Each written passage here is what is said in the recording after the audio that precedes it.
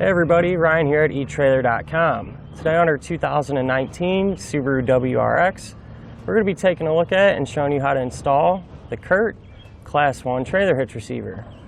Now, one of the main differences between this hitch compared to some of the others is that for the most part it's going to be completely visible, but that does have an upside.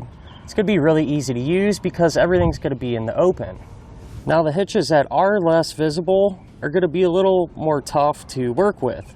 What I mean by that is you're going to have to pull out your center plug every time you want to use it, and you're going to have to kind of pull your fascia back and reach way up there to get your pin and clip in and even hook on your safety chains. Now, personally, I actually kind of like the appearance this hitch offers. It's going to have a high gloss finish, and honestly it blends into the back of our Subaru pretty well. I also really like the fact this hitch has a reinforced collar. So not only is that going to give it extra strength, but it's also going to give it that more finished look. I also like the fact that the end of our receiver tube is going to sit pretty much flush with our bumper. And that's going to be really good for when we're using this for hitch mounted accessories like a bike rack or a cargo carrier. Now, this is a Class 1 hitch, so it's going to have that 1¼ by 1¼ receiver tube opening. It's also going to have a 1/2 inch pinhole. Now, keep in mind, this does not come included with a pin and clip, but if you need one, you can pick one up on eTrailer.com.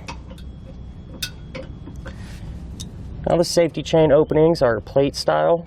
They're going to give us plenty of room to use just about any size hook without having to worry about interference with our pin. Now, as far as the hitch's weight capacities go, it's going to have a 200-pound maximum tongue weight rating. So that's going to be the amount of weight pushing down on our hitch. So that's going to be a good amount for maybe 1 or 2 bike racks. As far as the maximum gross trailer weight rating goes, that's going to be 2,000 pounds. So the amount of weight pulling on our hitch. So that'll be the weight of your trailer plus anything you might have on it. Now, keep in mind, it is always a good idea to check with your owner's manual to make sure your Subaru can pull that much weight. And something else I'd like to point out, for all non-trailer loads, CURT does require the use of a stabilizer strap. If you need one of those, you can find it here at eTrailer.com. Now, many of our customers are going to use their hitch to do a little bit of everything. So if you plan on doing some light duty towing, I'd recommend looking into some trailer wiring. That way when you're going down the road, your lights will work and you'll be safe and legal. And if you plan on hitting the trails with your bike and you need a good bike rack that'll match great with this, my personal favorite is a Thule Helium Pro. Now I'm going to give you a couple of measurements. You're going to use these to determine which hitch mounted accessories will work best. From the ground to the top inside edge of our receiver tube opening, that's about 10¼ of an inch. You're going to use that measurement to figure out if you need to get a ball mount with either a drop or a rise. From the center of our hitch pinhole to the edge of our rear bumper, that's going to be about 1.5 inches. You're going to use that measurement to figure out if any folding accessories you might have can be stored in the upright position without contacting the bumper. Now that we've gone over some of the features, let's go ahead and put the hitch on together. To begin our installation, we're going to need to remove our underbody panel on each side. Now, each panel is going to be held in place with 7 fasteners just like this. To remove these, you'll take a flathead screwdriver, kind of pry it underneath the head of the fastener, pull down, and pop it out. We're going to have 2 more right behind our back tire. These are going to be a little bit different and a little tough to get to. We're going to use that same method to get them out.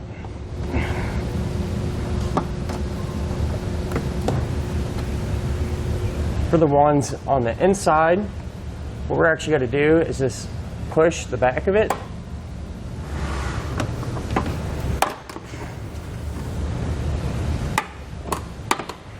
With all the fasteners removed, pull our panel out and set it off to the side. We're going to do the same process on the other side. Now we're going to need to lower our exhaust, but before we do that, I'm going to put a support strap across. That way the exhaust can have some support.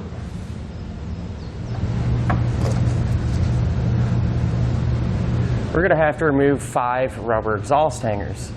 We're going to have 2 on each side, just like this, And then if we work our way towards the front of the car, we're going to have another one right here. Now to get these off, what I did was I sprayed them down with some lubricant, and that'll make it a little easier to get them off. I'll take a pry bar and just pry that rubber hanger off of our exhaust. I'm going to use that same technique for all the remaining hangers.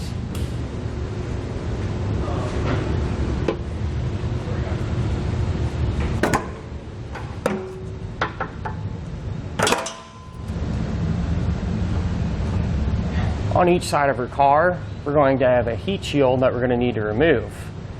To do that, it's going to be held in place by 4 10mm bolts.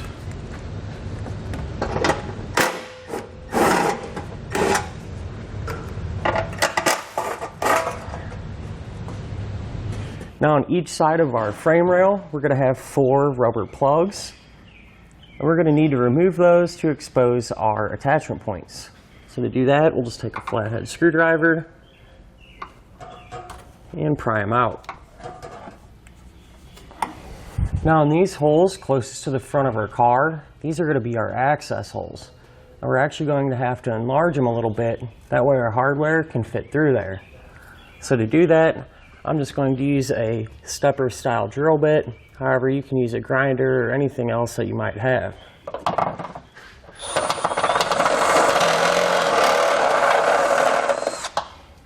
Now once you have them enlarged, what I like to do is just take some clear spray paint and put it over that bare metal to help protect it from the elements. I do the same thing on the other side. Now we can fish wire our hardware into the attachment points and our frame.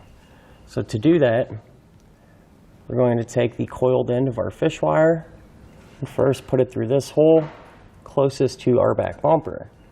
We're going to push it towards the front of the car. We're trying to drop that coiled end of the fish wire out through our access hole. Now if it doesn't fall right out, you might have to reach in there and pull it down.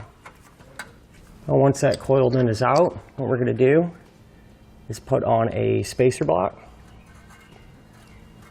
Then we're going to take one of our carriage bolts and thread it onto the wire. We can push our hardware up into the frame.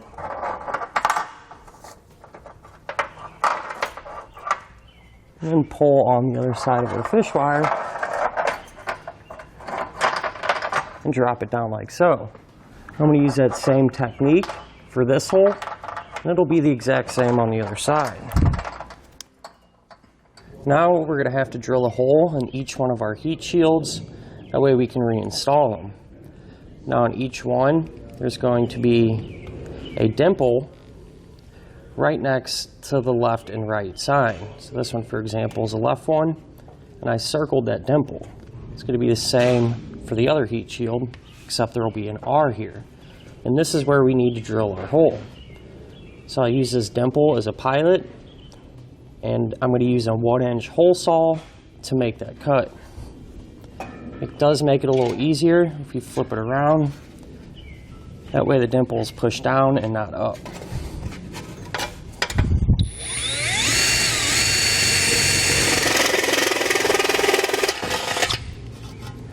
Now we can reinstall both of our heat shields.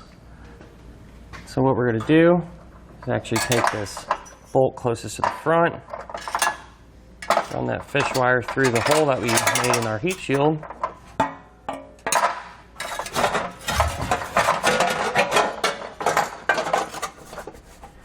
and put our heat shield back in place. Now we're only going to secure it using 3 of the factory bolts. And go 1 there, 2 closer to the outside of the vehicle.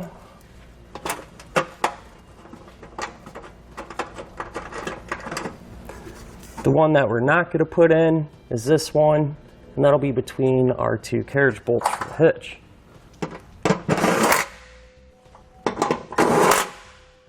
So now with an extra set of hands, we can take our hitch and put it into place. Now we're going to grab our fish wires and run them through the corresponding holes in the hitch. can work it up and over our exhaust until we get our bolts to drop through. And once we do have them, we can remove our fish wire and secure it with a flange nut. We're going to want to get one nut started on each side, that way the hitch will support itself while we work on the rest of the bolts. With everything hand tight, we can now snug down all of our fasteners.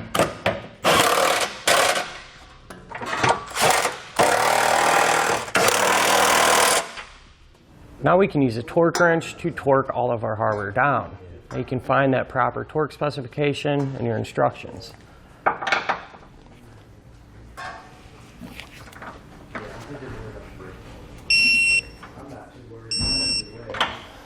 With everything torqued down, now we can reinstall our exhaust the opposite way we removed it.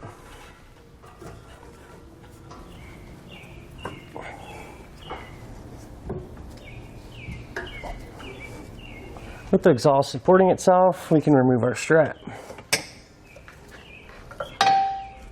Now finally we can reinstall our two underbody panels in the opposite order that we removed them. And that'll do it for our look at and installation of the CURT Class 1 trailer hitch receiver on our 2019 Subaru WRX.